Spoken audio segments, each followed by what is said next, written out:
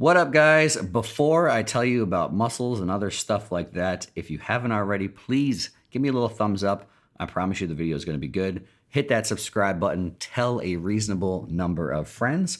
What I have for you today, though, is a video straight out of the exercise library from my app. So if you don't know, I have an app.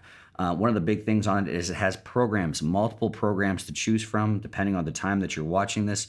It has a dozen plus programs, so full programs. And one of the big key features about that is every single exercise that is within any program on my app is within the exercise library as well too. So every single exercise, if you like this kind of stuff, I go into great detail. Again, that's kind of what my app is about. People that want a little bit more than just pull here, squeeze here, 30 seconds worth of tips. People that want a little bit more of an in-depth view of, well, why am I doing these exercises? What are the goals of these exercises? What are cues that I have found helpful with hundreds and thousands of clients? So again, it's a little bit more in depth like you're about to see. So anyway, if you find this stuff helpful, as always, leave me some comments, leave me some feedback here.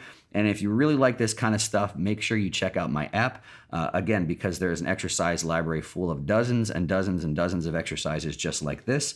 And I'm always adding to the library. So with every new program that gets added onto my app, there are always new exercises that get added into the library as well too. And of course, I take member requests. So if a member has an exercise they want me to do and I haven't done it, I'll put it in there as well too. So hope you guys enjoyed this video. And again, I look forward to your feedback.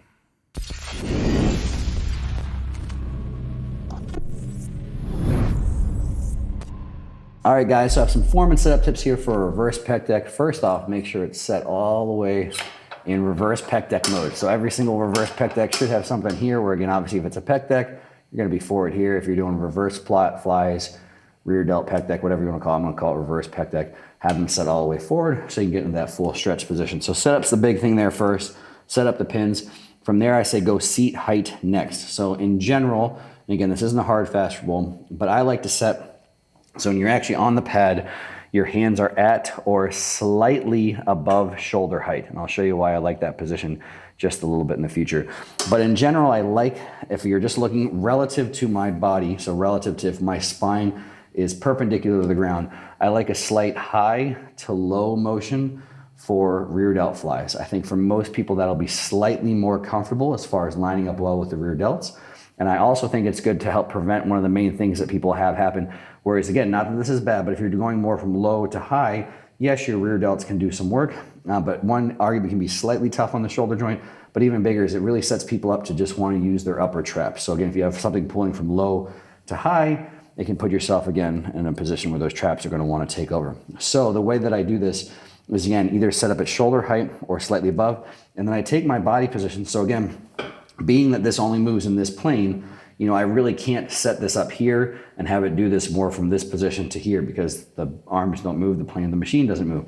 But I can change my body position. So instead of being up at this perfectly 90-degree angle, I actually slide my hips back just a little bit and I lean forward into the pad. So now again, relative, if you look at my body position, I'm kind of having a little bit more of this high to low type deal with the plane and the machine by just changing my body position.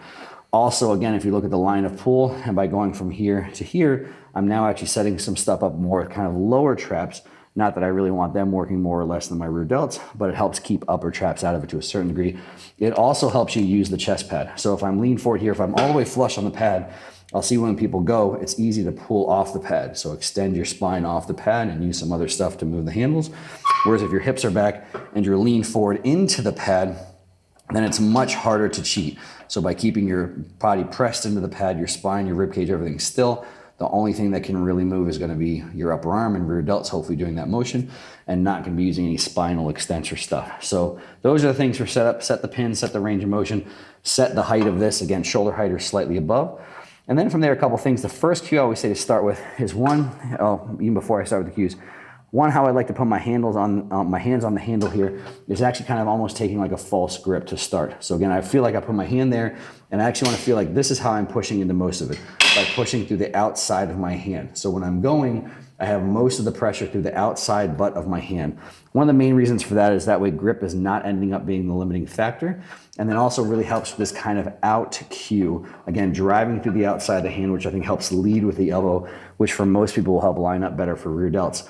Now, again, when I'm doing this, I want to just have this feeling versus most of the pressure. I still grip the handles tight. So I think having a tight grip and a tight forearm is important. But again, I just want most of the pressure through the outside of my hand. From there, the best cues that I've ever found is just thinking about out and not back. So again, when I'm finishing the motion, instead of seeing how far back can I go this way, I'm thinking about how wide can I get that way. And obviously the whole time trying to focus as much as I can on feeling that rear delt contraction. So again, a little bit of a lean forward, tight on the handles, most of the pressure through the outside of my hand. And then from here, driving wide, hard squeeze when I feel like I'm as wide as I can get. And then back in nice and control. And I think one of the best places to find rear delts here is from the initiation. So right from the initiation, if you think out and not back, it's very easy or a lot easier to keep your traps out of it and to have the rear delts initiate. And then from that feeling of a rear delt stretch position, just get a hard contraction to the finish.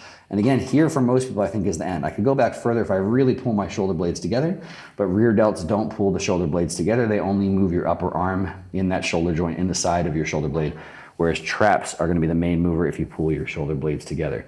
So to start, just think wide, focus on that rear delt, hard squeeze to finish, and then nice and controlled on in. And again, same thing, drive out wide, hard squeeze to finish, and controlled on in. Big things from there, keeping everything else still that's supposed to be still. So again, a very common thing is people let the elbows dip down. So one, by pulling this a little bit closer, arguably can make it a little bit easier, but mainly incorporates a lot of other stuff. This is going to incorporate more external rotators and actually lets the side delt do more work. Whereas again, if I have this little bit of slightly internally rotated position, leading with the elbow, keeping the elbows fixed, then arguably I'm keeping my side delt out of it a little bit more, letting the rear delt do most of the work and not loading any components of rotation nearly as much. The only thing that you do want to let move a little bit is going to be your shoulder blades. Now again, I said when you're going, don't initiate with them going and don't finish with them moving a whole lot. That being said, as your arm moves in space, your shoulder blades will and probably should move just a little bit. So don't feel like you have to have them locked still and just your upper arm moving. If you want something to focus on though, is when you initiate the motion, right when you initiate, try not to have the shoulder blades move a whole lot. So focus on just that rear delt contracting, moving the upper arm. And then if you just keep your main focus on trying to feel that hard rear delt contraction, the shoulder blades will move a little bit, but hopefully not enough to the point where you're just letting those traps do all of the work to move them. So those are the big things on setup for there. Set your seat height first to match your hand position relative to your shoulder. Set your body position slightly forward. From there, always thinking out wide as opposed to far back, keeping everything else aside from maybe the shoulder blades a little bit locked in stone. And then really a lot of this just takes connecting with the muscle group, where again, if you just focus on the rear delt contraction and that being your main focus, you don't have to worry too much about what are the shoulder blades doing, are they moving, are they not moving, are my traps doing too much work. You can just focus on your rear delts doing the blunt of the work and everything else just coming along for the ride to a certain degree. And then from there, if the only other cue that I would give sometimes, same as any other muscle group, but I say this is a tough one honestly because you can't see your rear delts. They're a relatively small target. You can always even have someone touch or tap your rear delts as you're going through this exercise because again, finding the sensation of, oh, this is my rear delt, this is what I want squeezing, this I want to feel balling up and contracting as you go through it is massively helpful. Again, all this is position stuff first to try and make sure that you're in the best position to let your rear delts do the most work. But again, really, if you have a good sensation, good muscle control, then really that sensation and muscle control will ultimately be the best thing to have you in the right positions at the right time. And then same as every other exercise, nice controlled eccentrics, pauses at the end range, hard squeeze to finish the concentric, and do the best you can to keep it where you want it on those rear delts.